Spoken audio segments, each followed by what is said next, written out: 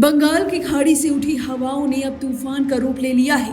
चक्रवाती तूफान मोंथा अब एक गंभीर चक्रवाती तूफान बन चुका है और अब ये धीरे धीरे अपने पैर पसारते हुए खतरे की रेखा के और करीब पहुंच रहा है। आईएमडी की ताज़ा रिपोर्ट बताती है कि मोंथा ने पिछले 6 घंटों में 15 किलोमीटर प्रति घंटे की रफ्तार से उत्तर पश्चिमी दिशा की ओर रुख किया है।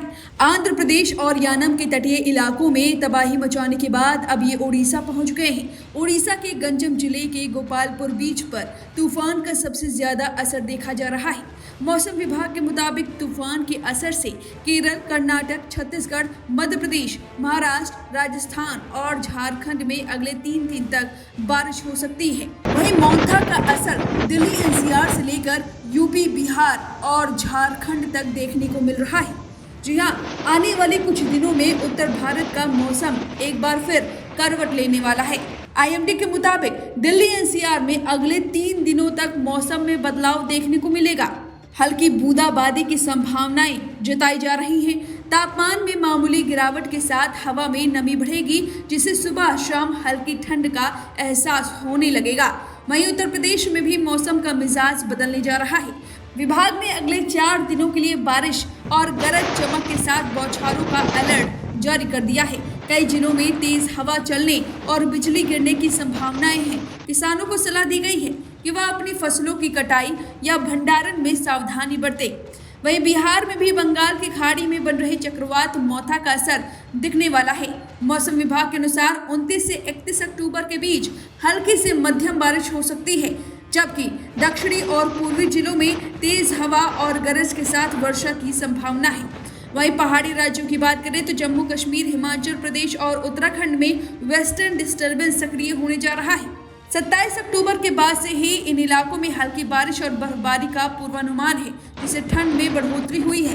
कुल मिलाकर अक्टूबर के आखिरी हफ्ते में उत्तर भारत के कई राज्यों में एक साथ बारिश, ठंड और हवाओं का दौर शुरू हो रहा है। वहीं चक्रवाती तूफान मोंथा का असर झारखंड में भी दिख रहा है। तूफान के कारण रांची समेत झारखंड के कई जिलों में बारिश शुरू हुई है।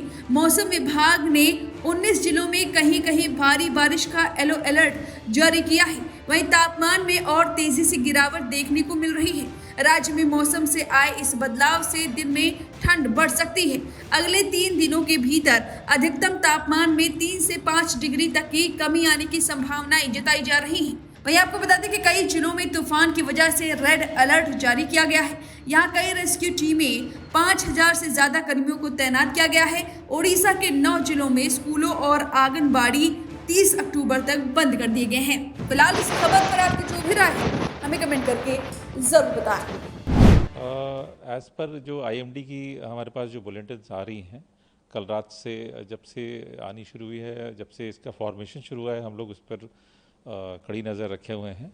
और पहले इसकी जो स्पीड थी मूवमेंट की, कल रात तक वो 17 किलोमीटर पर आवर पे थी।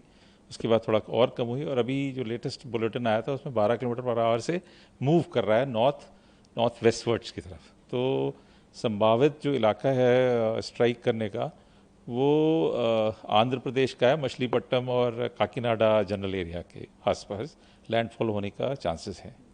सर, लगभग कितनी टीमों को यहाँ पर तैनात किया गया है जो बचाव अभियान में कार्यरत रहेंगी? चूँकि सबसे ज़्यादा प्रभावित क्षेत्र आंध्र प्रदेश का जो कोस्ट है उसमें होने के चांसेस हैं, तो हमारी सबसे ज़्यादा 12 टीम्स उसी इलाके में, जिसमें एक डिस्ट्रिक्ट पुडुचेरी का भी पड़ता है, यानम डिस्ट्रिक्ट, तो वहाँ पर भी हमारी एक टीम डिप्लॉयड है। बाकी उड़ीसा में 6 टीम्स हैं, नॉर्दर्न तमिलनाडु में 3 टीम्स लगाई हुई हैं, और चूँकि इसका प्रभाव छत्तीसगढ़ में भी होने के चांसेस हैं, तो उसमें वहाँ पे भी हमारी 2 टीम लगी हुई हैं और हमारी टीम्स लगातार अलर्ट पर हैं।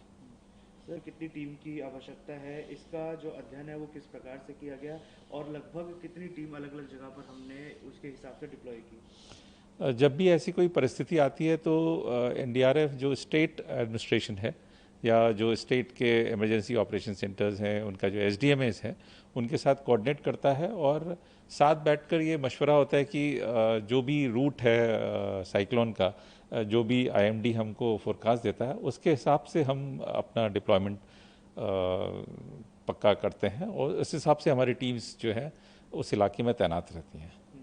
सर, बड़ी आपदा को लेकर अब एनडीआरएफ जो स्थानीय प्रशासन है और जो राज्य आपदा प्रबंधन प्राधिकरण होते हैं एसडीआरएफ, इनके जी। साथ किस प्रकार से तालमेल बना रही है? जैसा कि आप जानते हैं एनडीआरएफ हमेशा स्टेट्स के हेल्पिंग हैंड्स पर रहती है और हमेशा हमारा कोऑर्डिनेशन हर लेवल पर जहाँ तक कि डिस्ट्रिक्ट डिज़ास्टर मैनेजमेंट अथॉरिटीज़ हैं या एसडीएमएज हैं, हमारी जो यूनिट्स जिनके एओआर हैं वहाँ पर वो लगातार उनसे संपर्क में रहते हैं और ख़ासकर ऐसी आपदाओं में तो बहुत फ्रीक्वेंट उनकी मीटिंग्स होती हैं और हमारे जो यूनिट के जो एओआर हैं, जो सीओ हैं, जो सुपरवाइज कर रहे हैं, वो खुद इस समय काकीनाडा में मौजूद हैं। सर, किस उपयोग इस बार राहत और बचाव कार्य के लिए किया जा रहा है? और जैसा कि आप जानते हैं कि पहले भी ऐसी परिस्थितियां आई हैं, साइक्लोन में एनडीआरएफ का डिप्लॉयमेंट रहा है पहले भी। तो चूंकि सबसे ज़्यादा नुकसान तेज़ हवाओं के कारण कम्युनिकेशन लाइंस डिस्टर्ब होती हैं और उनको क्लियर करने में एनडीआरएफ की टीम्स जो है बहुत सहायक रहती हैं। उसके लिए कटिंग इक्विपमेंट्स हैं, हमारे जो सेटेलाइट फ़ोन्स हैं, कम्युनिकेशन अगर कहीं बाधित हुआ है वो करने के लिए और बाकी मूवमेंट को जिससे रुके ना किसी भी हालत में, अगर कहीं मदद पहुंचानी है तो उसके लिए भी फ्रीक्वेंट रहे, रास्ते खुले रहें सारे। उस सबसे पहला हमारा जो मोटिव होता है वो यही रहता है। So what is the current status of the cyclone Montha and its likely trajectory as per the latest forecast? NDRF has been on alert since this formation of the cyclone Montha has started, and we are observing the bulletins which are being published, which are being issued by the IMD. And as per the latest trends, the movement speed has slowed down a bit.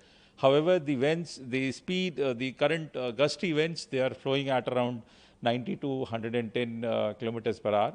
And it is moving northwestwards and likely to strike the coast of Andhra Pradesh. So how have been deployed at the different coastal areas of the southern and southern East India?